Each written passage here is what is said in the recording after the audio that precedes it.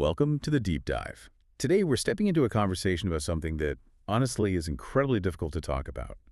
A reality that, for far too many, exists just beneath the surface of everyday life. Mm-hmm. And when it comes into the light, it's profoundly unsettling. It really demands our attention. It really does. We're going to be delving into a truly heartbreaking incident that happened in Sirsa village in Greater Noida. Yeah. And we're not looking at it just as a news headline. We want to see it as a window, a really stark window, into a societal challenge that just won't go away. And that's exactly what we want to unpack for you today. We've pulled together insights from various accounts to try and understand the tragedy of Nikki, a young woman. Just 26 years old. Exactly. And our aim isn't just to recount what happened on August 24th, 2025, as devastating as that is. It's to explore why it matters so much. Right. We want to connect this specific awful event to these bigger systemic patterns of violence and, the urgent need for real change. So we'll look at the details, how the community reacted. And the legal side, too. The laws that are meant to protect people, but, as we see too often, tragically fall short. Okay, so let's start with Nikki herself. A 26-year-old woman.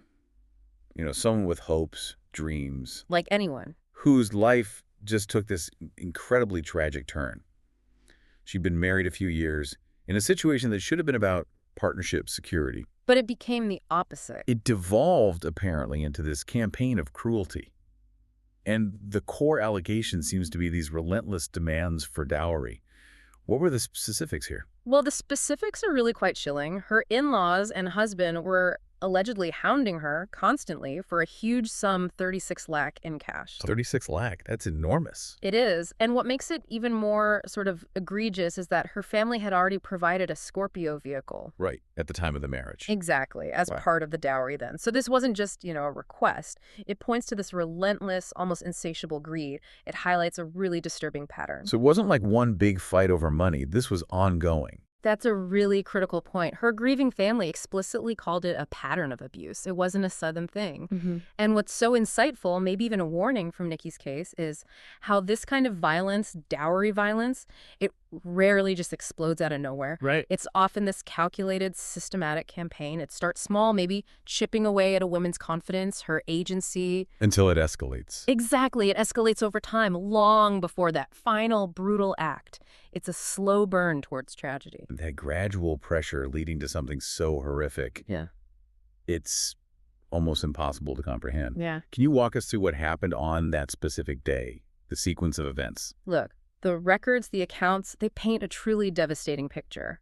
Nikki was mercilessly beaten in her own home in Sirsa village. And then the unimaginable. She was doused with some kind of flammable substance and set on fire. Oh, my God. Her screams, that's what alerted the neighbors. They described people just rushing out, trying to help. In the aftermath, her neighbors acted quickly, got her help, but the injuries were just too severe. They were. The neighbors rushed her to a local hospital first.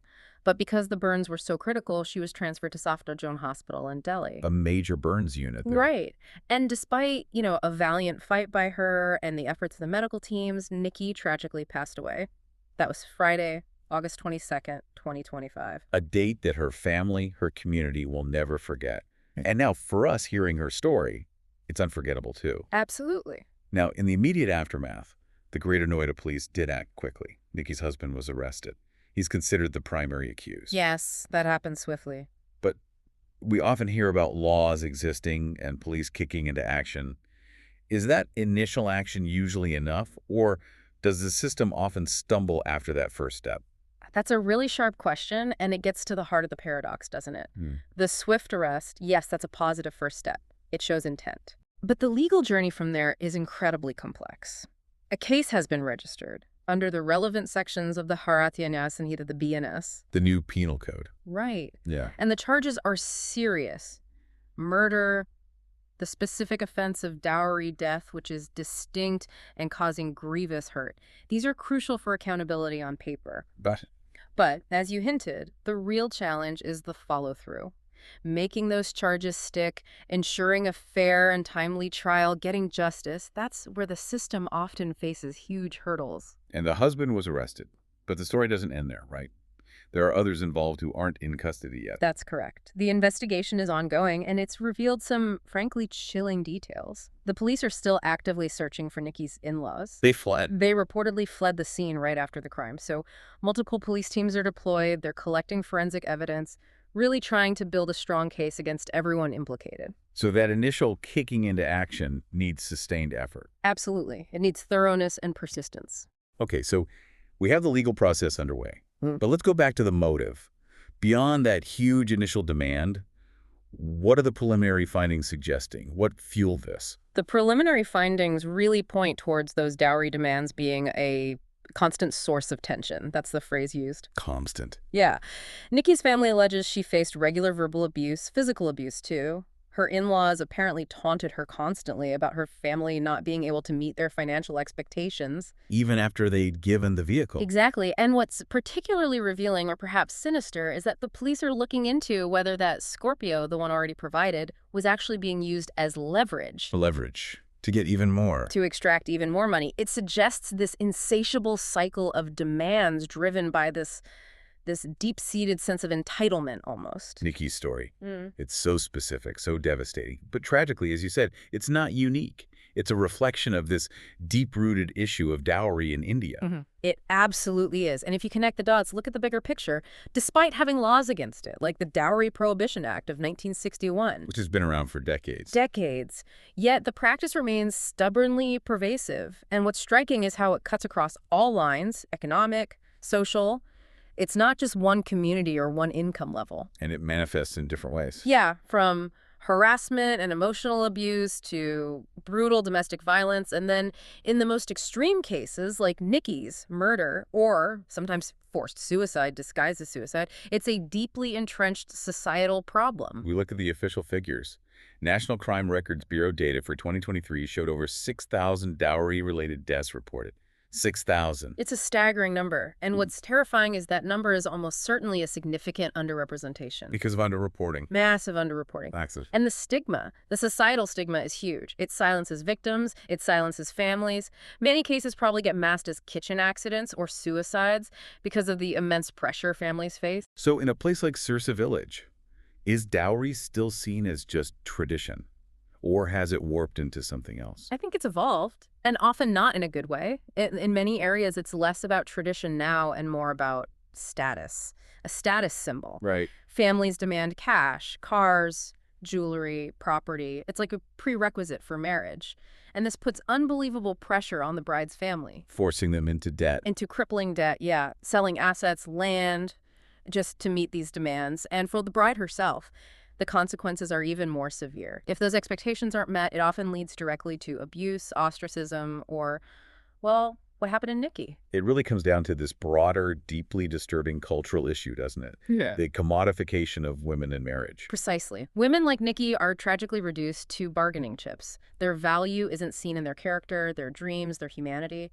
It's measured by the wealth they bring, or are expected to bring. Thinking about Sirsa village, this small, supposedly close-knit community, how are they coping with this? They're reeling, absolutely reeling. Neighbors describe Nikki as, quiet, hardworking, someone who didn't really talk about her troubles much. But they sensed something. One neighbor said something really moving, something like, she was always polite, always smiling, even when you could see the pain in her eyes. Wow. That really paints a picture. The silent suffering. It does. And that quietness, followed by this explosion of brutality, it speaks volumes about how often these struggles stay hidden, right? Festering until it's too late. So the community is in shock. A mix of grief, anger, disbelief. Yeah. People are asking how this could happen here in their midst. And it's leading to calls for, stronger community awareness, maybe more oversight, a sense of collective responsibility, perhaps. And the reaction went beyond the village borders, too, didn't it? Oh, absolutely. Women's groups organized candlelight vigils almost immediately, demanding justice for Nikki, yes, but also demanding stricter enforcement of the anti-dowry laws we talked about. And online. Social media, especially platforms like X, just erupted. Hashtag Justice for Nikki started trending. You saw so many posts filled with grief, with outrage, asking that heartbreaking question, how many more Nikkis have to die before we end this curse? It really struck a nerve nationally. And that brings us straight to the immense human cost of this greed. Nikki's family is just devastated, left trying to pick up the pieces while fighting for justice. Her parents. Her parents live nearby. They spoke about her dreams. She wanted a family, a career. Her mother said something.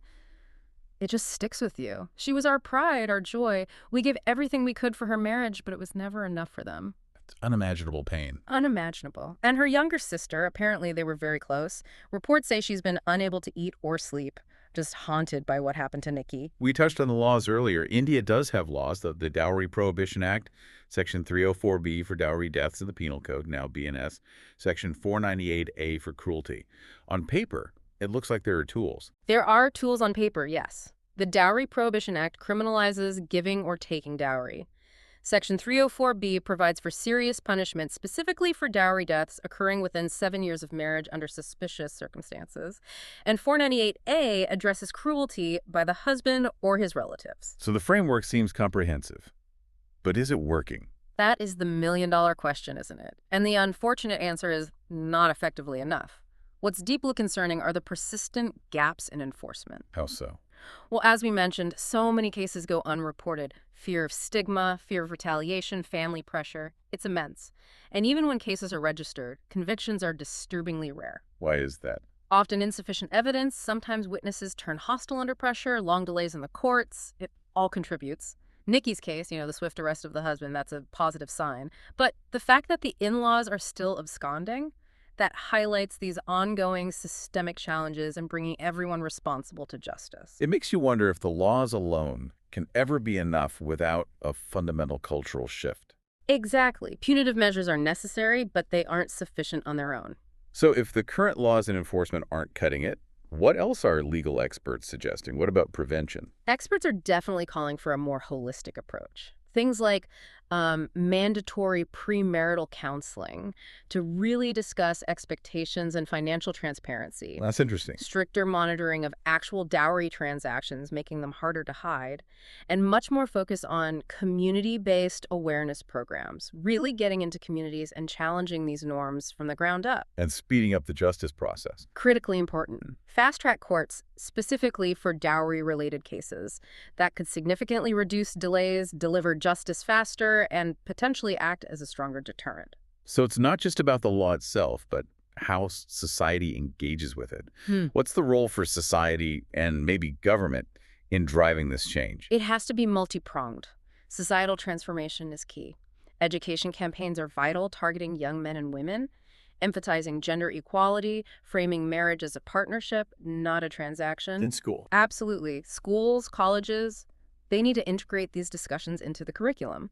And community leaders, religious leaders, local influencers, they have a huge responsibility to speak out against dowry, to condemn it publicly. But in the government's role, beyond just passing laws. The government needs to significantly step up its efforts. More funding is crucial for women's helplines, for safe shelters, for legal aid services so victims have support. And police training.